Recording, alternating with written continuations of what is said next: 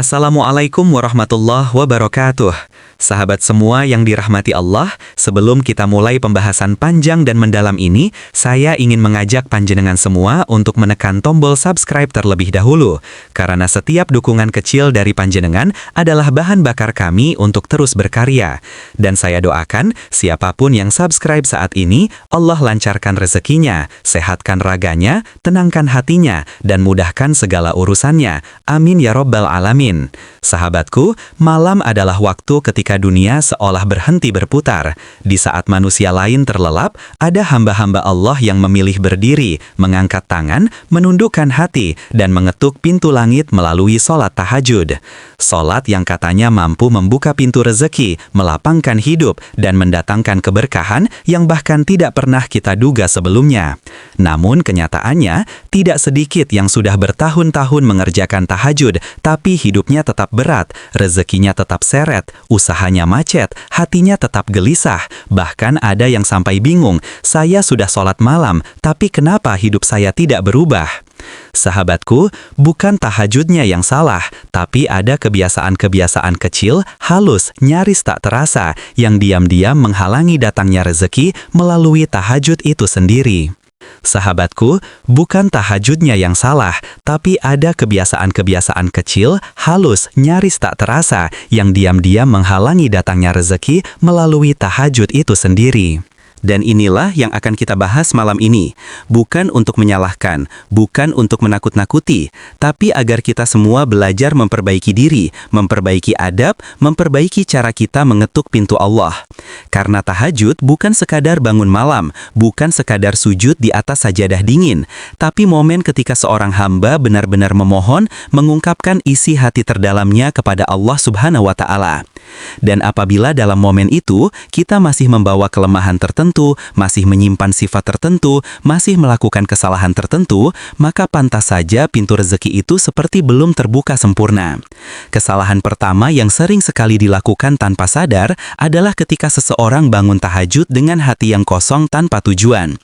Ia bangun hanya untuk menggugurkan kewajiban, sekadar yang penting tahajud. Padahal tahajud adalah ibadah yang sangat personal, sangat intim.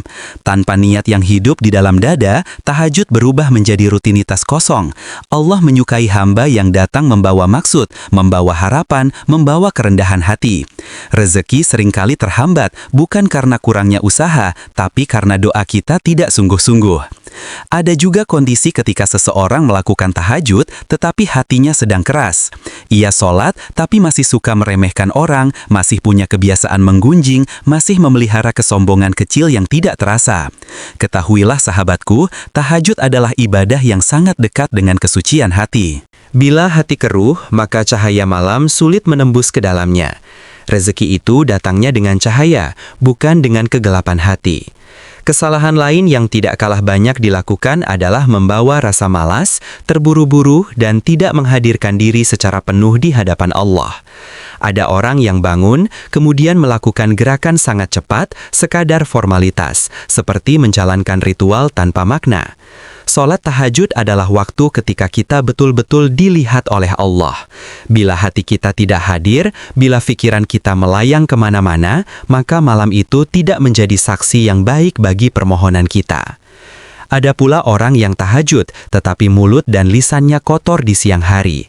Ia berdoa dengan khusyuk di malam, tetapi membicarakan keburukan orang lain di siang.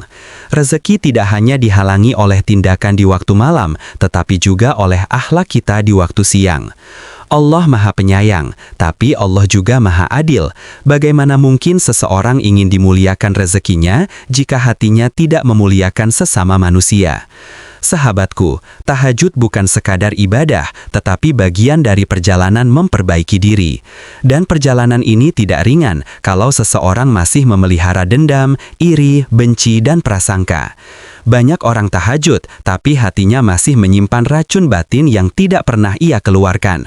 Padahal, tahajud adalah waktu paling tepat untuk memohon agar hati dibersihkan.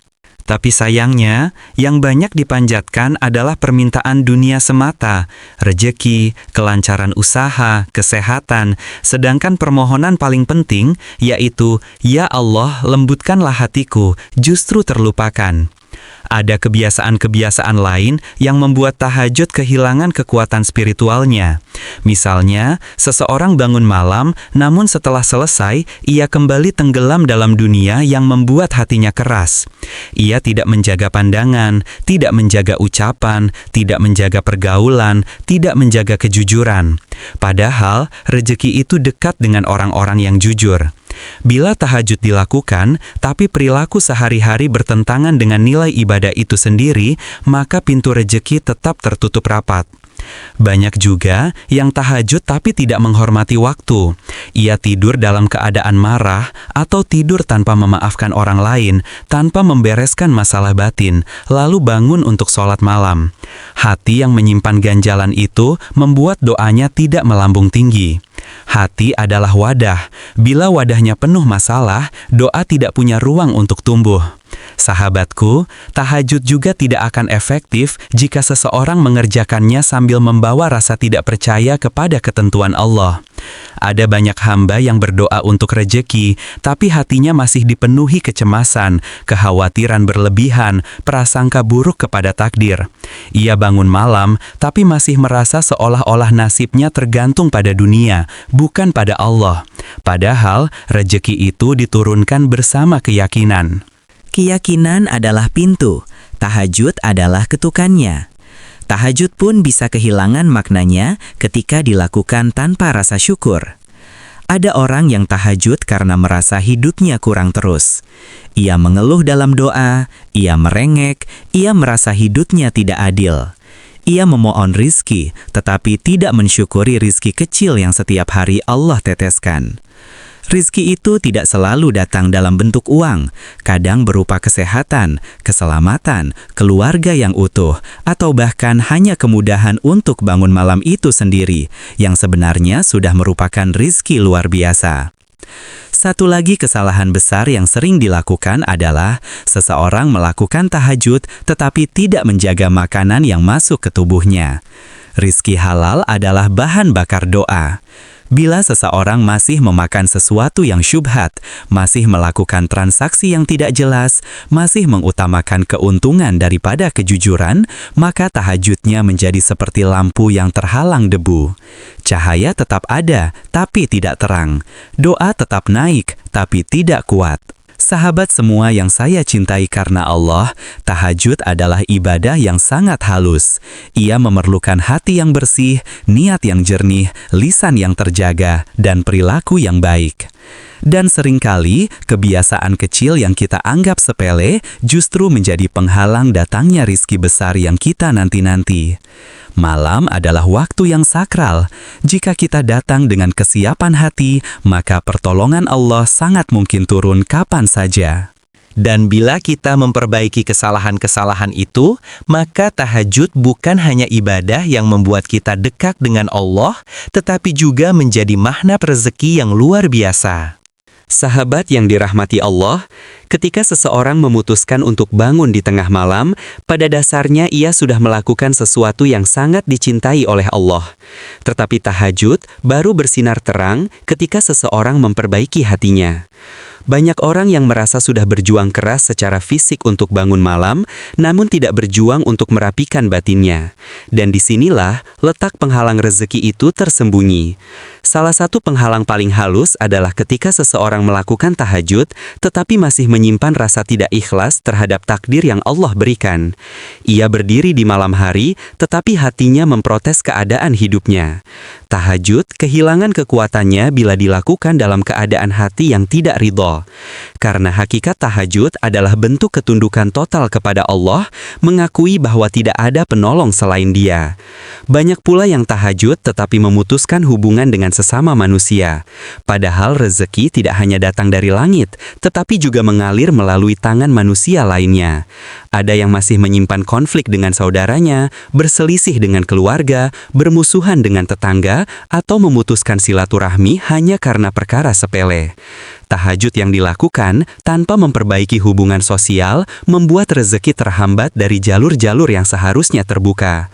Ada juga kebiasaan ketika seseorang tahajud tetapi hidupnya jauh dari rasa tawakal. Ia meminta kepada Allah, tetapi setelah selesai, ia kembali stres, kembali cemas, kembali memikirkan segala kemungkinan buruk, seolah-olah doanya tidak ia percaya sendiri. Padahal salah satu kekuatan terbesar dari sholat tahajud adalah bahwa ia menanamkan keyakinan mendalam bahwa Allah sedang menyiapkan sesuatu. Jika setelah tahajud hati masih sesak, berarti seseorang belum meletakkan seluruh bebannya kepada Allah. Kesalahan berikutnya muncul dari cara seseorang memohon. Ada yang berdoa dengan nada memaksa, mendesak, seolah-olah Allah wajib mengabulkan permintaannya. Ia tidak memberi ruang bagi kebijaksanaan Allah. Padahal bisa jadi rizki tidak datang bukan karena Allah tidak sayang, tetapi karena waktu yang kita inginkan belum tepat. Allah selalu menjawab doa, tetapi tidak selalu dengan apa yang kita minta, melainkan dengan apa yang kita butuhkan. Tahajud mengajarkan sikap rendah hati, memohon sambil menyerahkan urusan sepenuhnya kepada Allah. Ada kondisi lain yang diam-diam menjadi penghalang rizki, yaitu ketika seseorang tahajud namun menjadikan ibadah itu sebagai kebanggaan pribadi. Ia merasa lebih baik dari orang lain. Ia memandang rendah mereka yang tidak bisa bangun malam. Perasaan superior seperti ini membuat tahajud kehilangan rahasianya. Tahajud adalah ibadah yang sangat senyap, dan ia hanya memberikan manfaat kepada hati yang benar-benar rendah diri di hadapan Allah. Selain itu, banyak orang yang tahajud tetapi tidak memperhatikan adab sebelum tidur. Hatinya kotor, pikirannya kacau, tidur dalam keadaan marah atau kecewa, lalu bangun untuk melakukan ibadah malam. Energi emosional seperti ini membuat hati tidak stabil ketika sedang sujud. Malam membutuhkan ketenangan yang disiapkan sejak sebelum tidur. Membersihkan hati, memaafkan orang, menghentikan pikiran negatif, semua itu adalah bagian dari persiapan tahajud yang sering dilupakan. Yang tidak kalah penting adalah kualitas interaksi seseorang di siang hari. Tahajud yang kuat harus didukung dengan akhlak yang baik sepanjang hari. Bila seseorang tetap melakukan tindakan curang dalam pekerjaan, tetap meremehkan amanah, tetap mempermainkan orang lain, maka tahajud tidak dapat menahan murka rejeki. Karena rejeki sangat dekat dengan kejujuran, amanah, dan pelayanan terhadap sesama. Tidak bisa seseorang berharap pintu rejeki terbuka lebar bila dirinya masih menyakiti orang lain meski ia rajin melaksanakan tahajud. Sahabatku, ada juga kebiasaan yang sering tidak disadari. Seseorang tahajud, namun hatinya hanya terfokus pada masalah dunia. Ia lupa meminta hal-hal yang justru membuka rejeki dari arah yang tidak terduga, seperti ketenangan hati, kejernihan pikiran, kekuatan iman, dan rasa syukur. Padahal, rejeki itu banyak datang bukan karena dunia kita bertambah, tetapi karena hati kita diperluas. Ketika hati lapang, usaha terasa ringan. Ketika hati tenang, peluang lebih mudah terlihat. Ketika hati bersyukur, Allah tambah nikmat yang lain. Kesalahan lain yang menghalangi turunnya rezeki adalah kurangnya penghormatan terhadap waktu tahajud. Ada yang bangun 5 menit menjelang subuh lalu menyebutnya tahajud. Ada yang bangun hanya saat sedang butuh. Ada yang hanya tahajud ketika hidupnya sedang berat, tapi berhenti ketika hidupnya kembali tenang. Allah mencintai konsistensi. Rezeki besar seringkali turun kepada hamba yang istiqomah, bukan yang musiman. Selain aspek spiritual, banyak yang lupa bahwa tubuh juga harus dijaga. Tubuh yang lelah, pola tidur berantakan, makan tidak teratur, emosi tidak stabil. Semua itu membuat ibadah malam menjadi berat dan hasilnya kurang optimal. Padahal fisik yang sehat membantu hati lebih fokus dalam sujud. Kadang hambatan rezeki bukan pada ibadah malamnya, tetapi pada gaya hidup yang membuat seseorang sulit untuk menjaga kekhusyuan. Sahabatku, tahajud adalah sebuah perjalanan jiwa. Bila perjalanan ini ditempuh dengan hati yang lembut, dengan niat yang tulus, dengan akhlak yang baik, maka hidup berubah bukan hanya dari segi rezeki, tetapi dari segi ketenangan. Orang yang rajin tahajud namun tidak memperbaiki sifat dan perilaku hanya akan lelah secara fisik. Tetapi orang yang memperindah seluruh aspek hidupnya, lalu memperkuatnya dengan tahajud, akan merasakan perubahan yang nyata dalam usaha, dalam keluarga, dalam kesehatan, bahkan dalam kebahagiaan. Jadi sahabatku, bukan tahajudnya yang bermasalah. Yang perlu dirapikan adalah hati, cara pandang, niat, ucapan, serta interaksi kita dengan manusia lain. Bila semuanya diperbaiki, maka tahajud menjadi ibadah yang sangat kuat untuk menarik keberkahan. Semoga Allah lembutkan hati kita, luruskan niat kita, bersihkan perilaku kita, dan lapangkan rezeki kita dari arah yang tidak pernah kita duga. Semoga malam-malam kita bernilai di hadapan Allah, dan semoga setiap sujud yang kita lakukan menjadi jalan terbukanya pertolongannya. Amin ya Robbal Alamin.